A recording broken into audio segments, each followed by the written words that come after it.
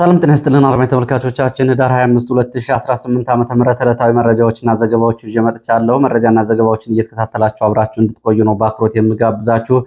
በመቀሌ ያለው ወታደራዊና ፖለቲካዊ ሁኔታን በተመለከተ አዲስ መረጃ ይዣለሁ። ከሳብ በኋላ ከደቂቃዎች በፊት ያሉ ክስተቶችን የተመለከቱ አዳዲስ መረጃዎችን የምሰሙ ይሆናል። ያለ ወትሮ በትጥቅ የታገዘ እንቅስቃሴና አመጽ እያደረጉ ያሉ ታጣቂዎችን በተመለከተ አዳዲስ መረጃዎች እየወጡ ነው የሚገኘው። ከዚህ ጋር በተያያዘ ያለውን ዝርዝር መረጃ የማደርሳችሁ ይሆናል።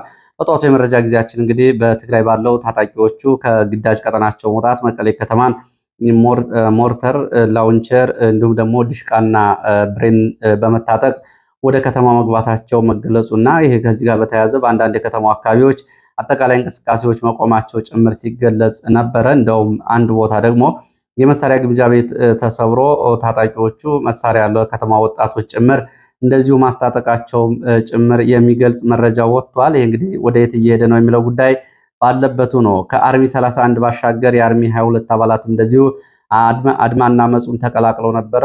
ሆኖም ለነሱ መፍትሄ በሚል በአስቸኳይ የመፍትሄ እርምጃ መወሰዱን የሚገልጹት መረጃዎች ጨምሮ አሁን መቀሌና አካባቢ ያለው አጠቃላይ ሁኔታ ምን ይመስላል የሚለውን በተመለከተ ዝርዝር መረጃ የማደርሳችሁ ይሆናል። እንዲሁም ደግሞ ወደ ፋኖ ቀጠናዎች ዘልቆ የገባ የመንግስት ኃይል ከፋኖ በተሰጠ አጸፋ ምላሽ የራሱን ካምፕ አጥቷል። አሁን ከተማዋን ፋኖ ተቆጣጥሯል የሚለውን መረጃ ጨምሮ በዚህ ሰዓት የማደርሳችሁ ይሆናል። በተለያዩ አካባቢዎች ያሉ ሰፋፊ ኩታገጠም የሌሊት ዘመቻዎችና እንዲሁም ደግሞ ጸረ ሽምቅ ውጊያዎችን በተመለከተ በርከት ያሉ መረጃዎች ይዣለሁ። የድሮን ጥቃቶች ተፈጽመዋል። የድሮን ጥቃቱን በተመለከተም እንደዚሁ ዝርዝር መረጃዎች ወደ እናንተ የሚደርሱ ይሆናል። እየተከታተላችሁ አብራችሁ እንድትቆዩ ነው በአክብሮት የምጋብዛችሁ።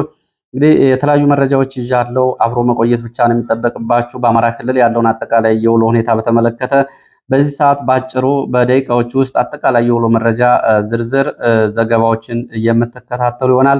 ስለ ውሎ እና አጠቃላይ ሁኔታው ደግሞ ግንዛቤ ወይም ደግሞ መረጃ እንዲኖራችሁ ያደርጋል። ቻናሉ ቤተሰቡ ናችሁ። ሀሳብ አስተያየቶችን እያደረሳችሁም ስለሆነ በእጅጉ አመሰግናለሁ። የፋኖ አንድነት በተመለከተ ምን ደረጃ ላይ ደረሰ የሚል ጥያቄዎችን ጨምሮ የተለያዩ እንደዚሁ ቅሬታዎችን፣ ጥቆማዎችን አድርሳችኋል።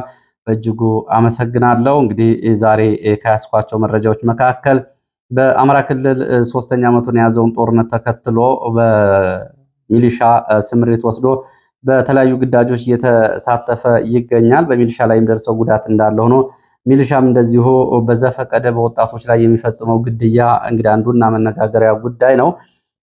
ሚሊሻ ከዚህ ባሻገር ደግሞ ሌላ የከፋ የጤና ቀውስ ይዞ እየመጣ መሆኑን የጤና ባለሙያዎች መረጃ ይፋ አድርገዋል። እንደ ጤና ባለሙያዎቹ መረጃ ከሆነ የሚሊሻ አባላቶቹ ከግዳጅ ጎን ለጎን በከተሞች ላይ ከፍተኛ የሆነ የጤና ቀውስ እየፈጠሩ ነው ብለዋል። መረጃውን በዚህ እጀምራለሁ።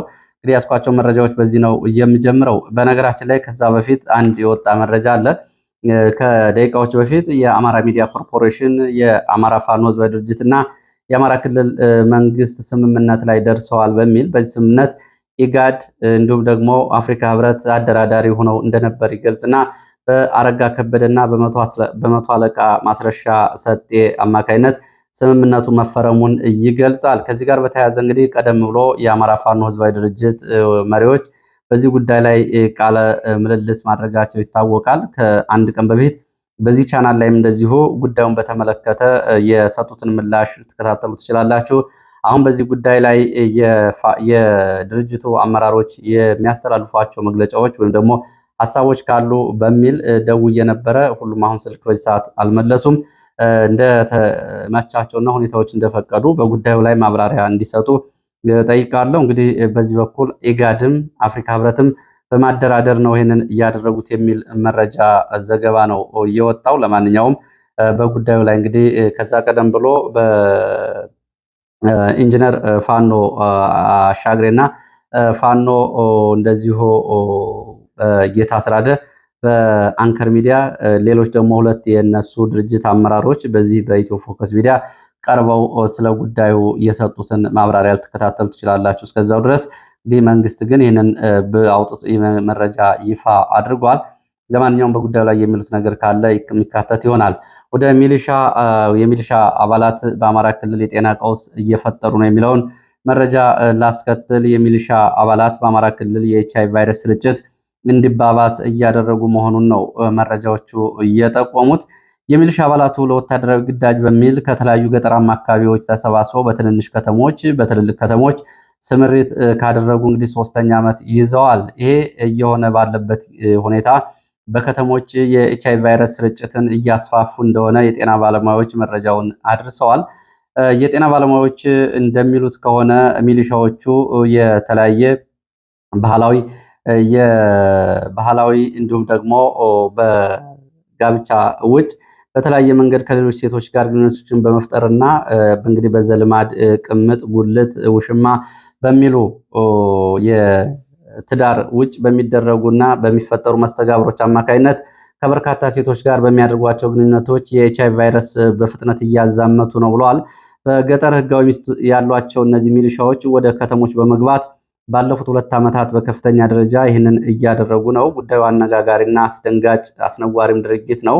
ይህንን በተመለከተ እንግዲህ ቆቦ ከተማ፣ መርሳ፣ ሐይቅ ከዚህ ከወሎ ቀጠናዎች ከሸዋ ደግሞ ሸዋሮቢት አካባቢ ያሉ የጤና ባለሙያዎች በጉዳዩ ላይ በሰጡት አስተያየት ወደ ጤና ተቋማት መጥተው ምርመራ ከተደረገላቸው ሴቶች መካከል አብዛኞቹ ከሚሊሻ ጋር በፈቃደኝነት እንዲሁም ደግሞ ያለ ፈቃደኝነት ባደረጓቸው ግንኙነቶች በከፍተኛ ሁኔታ የኤችአይቪ ቫይረስ ስርጭት እንዳለ የወጣው አሃዛዊ መረጃ ያሳያል ነው ያሉት። እንግዲህ አብዛኞቹ ከሚሊሻ ጋር ግንኙነት ያላቸው ናቸው በቫይረሱ ተጠቅተው የተገኙት። ቆቦ ከተማ ከሚሊሻዎች ጋር ግንኙነት ካደረጉ ሴቶች ምርመራ ውጤቱ ላይ አስደንጋጭ ውጤት ነው የታየው የቫይረሱ ስርጭት የሚሉት ባለሙያዎች እንግዲህ የሚሊሻ አባላቱ የሚከፈላቸውን ገንዘብ በዚህ ጦርነት የሚከፈላቸውን ገንዘብ ሙሉ በሙሉ የሚያውሉት ለአረቂ፣ ለመጠጥ እንዲሁም ደግሞ እንደዚህ አይነት የወሲብ አገልግሎት መሆኑ ጉዳዩን አሳሳቢ ያደርገዋል። ከ2 እስከ 3 ሴቶች ድረስ እንደዚሁ በቋሚነትም እንደዚሁ ደግሞ በጊዜያዊነትም ግንኙነት ያደርጋሉ። ይሄ እንግዲህ በገጠር ላሉ ቤተሰቦቻቸውን ጭምር የከፋ የህይወት አደጋ ይዞ እየመጣ እንደሆነ ነው የጤና ባለሙያዎቹ የተናገሩት።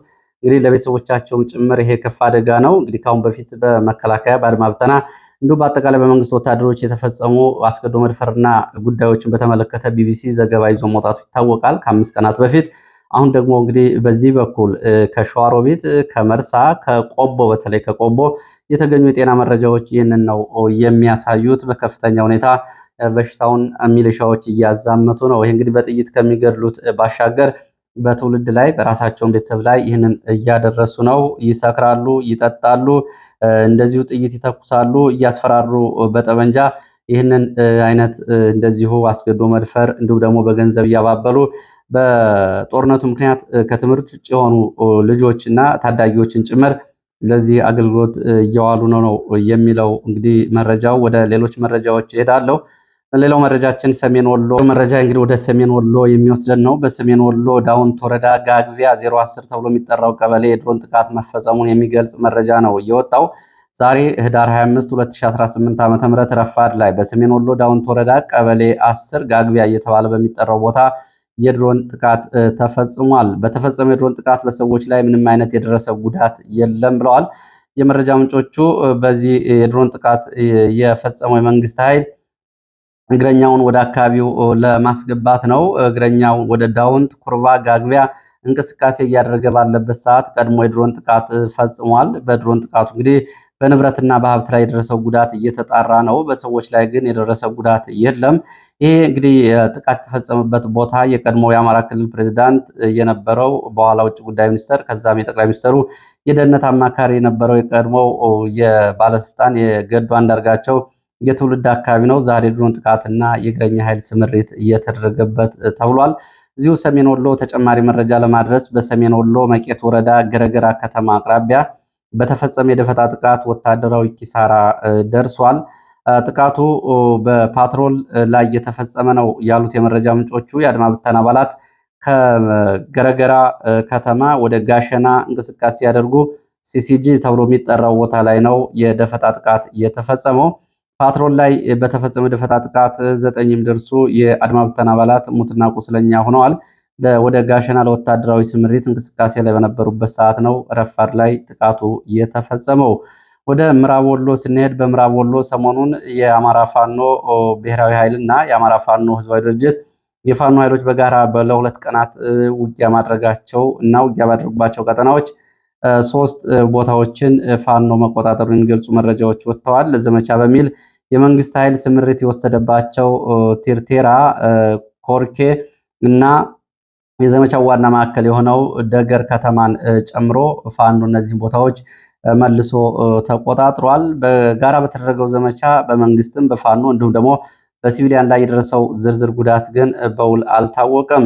የዳጉ ተራራ ተብሎ የሚጠራው አካባቢ በቢኤም ሮኬት እና በዙ 23 በሞርተር በተፈጸመ ተከታታይ ድብደባ በተራራው በደኑ አካባቢ እሳት ተቀስቅሷል። እሳቱ ዛሬም ሁለተኛ ቀኑ ነው፣ ጭሱ ይታያል ነው ያሉት የመረጃ ምንጮች። ሌላው መረጃችን ወደ ሰከላ ምዕራብ ጎጃም የሚወስደን ነው። በምዕራብ ጎጃም ሰከላ ወረዳ ግሽ አባይ ከተማ ረፋድ ጀምሮ ፋኖ ከተማዋን ለቆ መውጣቱን መረጃዎች ጠቁመዋል። እንግዲህ በሌሊት በአራት አቅጣጫዎች ወደ ከተማው የገባው ፋኖ በሚሊሻ አባላት ካምፕ ላይ፣ በወታደሮች ካምፕ ላይ እንደዚሁ በፖሊስ ጣቢያና አካባቢዎች ላይ ጥቃት ማድረሱ ይታወቃል። ወደ ሰከላ ፋኖ የገባው እንግዲህ በተለያዩ አቅጣጫዎች ነው። በተለይ እንግዲህ የኩለች፣ ሳንግብ፣ አሮጌ ከተማ፣ ስላሴ፣ አሽኳር ተብሎ በሚጠሩት አካባቢዎች በኩል ወደ ከተማ መግባት ጥቃት የፈጸመው ፋኖ ረፋዱን ከተማውን ለቆ ወጥቷል። ይህንን ጥቃት ፋኖ የፈጸመው የመንግስት ኃይል አጉት ተብሎ ወደሚጠራው አካባቢ የዙ 23 እና የቡድን መሳሪያዎችን ይዞ መንቀሳቀሱን ተከትሎ ፋኖ በሌላ አቅጣጫ ወደ ሰከላ ከተማ መግባት ነው ይህን ጥቃት እየፈጸመው። በዚህ ጥቃት እንግዲህ እስካሁን ድረስ እንደ ፋኖ የመረጃ ምንጮች ከሆነ በዚህ የሌሊት ኦፕሬሽን ከ15 በላይ የነፍስ ወከፍ መሳሪያዎች ስለመማረካቸው እንደዚሁም ደግሞ ከ10 በላይ የሚሊሻ አባላት ሙትና ቁስለኛ ስለመሆናቸው የሰባቱ የቀብር ስነስርዓት አስከሬናቸው በከተማው ስለመፈጸሙ የሚገልጹት የፋኖ የመረጃ ምንጮች በአጠቃላይ በመከላከያም በአድማ ብተናም በሚሊሻ ላይም የደረሰው ጉዳት ቁጥሩ ከዚህ ይበልጣል ነው የሚሉት። የጊዮን ብርጌድ ህዝብ ግንኙነት ይህንን መረጃ ይፋ አድርገዋል። በዚሁ ምዕራብ ጎጃም እንደዚሁ ደጋዳሞትም ከፈረስ ቤት በሌሊት ከተንቀሳቀሰ የመንግስት ኃይል ጋር በሶስት ቦታዎች ላይ ከማለዳ ጀምሮ ውጊያ እየተደረገ መሆኑን የሚገልጹ መረጃዎች ወጥተዋል። ውጊያው ገሸት፣ ጨት ዋርካ፣ ሐሙስ ገበያ ተብሎ በሚጠሩት እስከ ሰቀላ ድረስ ባሉት አካባቢዎች ነው እየተደረገ ያለው። ከፈረስ ቤት ከከተማና ከቋሪት የተለያዩ አካባቢዎች በሁለት አቅጣጫ ወደ አካባቢዎቹ ከገባ የመንግስት ኃይል ጋር ነው ውጊያ እየተደረገ ያለው። እንግዲህ በሶስቱም ግንባሮች እየተደረገ ባለው ውጊያ እስካሁን ድረስ የደረሰ ሰብአዊ፣ ቁሳዊና ወታደራዊ ኪሳራን በተመለከተ ዝርዝር መረጃ ለማረጋገጥና ለማወቅ አልተቻለም። በመሀል መለሳለሁ። እንግዲህ ከያዝኳቸው መረጃዎች መካከል ወደ ፋኖ ቀጠና የገባው የመንግስት ኃይል የራሱን ካምፕ አጥቷል የሚለውን መረጃ መለስበታለሁ። ከዛ በፊት ግን ወደ መቀሌ የሚወስደን መረጃ ላስከትል። በመቀሌ እንግዲህ ያለው አጠቃላይ የፖለቲካ እና ወታደራዊ ቀውስ እየተባባሰ መምጣቱን የሚያሳይ ነው። አርሚ 31 ተብሎ የሚጠራው የህወሓት የታጣቂ አርሚ ክፍል የፕሬዝዳንት ጽህፈት ቤትን፣ ድምፀ ወያኔን፣ ሬዲዮ ማሰራጫ ጣቢያዎችን መቆጣጠራቸው ነው የተገለጸው። እነዚህ እንግዲህ ከ2 ወር ደሞዝ አልተከፈለንም በሚል ትላንትና ከአፋር ግንባር በአባላ መስመር ከስምሪትና ከካምፓቸው እንዲሁም ደግሞ ከምሽጋቸው መውጣት መቀሌ ከተማን ከዛሬ ማለዳ ጀምሮ እየወረሩት በብሬን፣ በሞርተር፣ በላውንቸር፣ በዲሽቃ በመታገዝ ከተማውን እየያዙት ታጣቂዎቹ የተለያዩ ተቋማትን መቆጣጠራቸውን አሁን ከሰዓት በኋላ የወጡ መረጃዎች ያሳያሉ። ታጣቂዎቹ እስከዚህ ሰዓት ድረስ እንግዲህ በቂ ምላሽ እንዳልተሰጣቸው የሚገልጹት የመረጃ ምንጮች ላለፉት 2 ወራት ያልተከፈላቸው ደመወዝ ለጉዳዩ መነሻ መሆኑን ይገልጻሉ።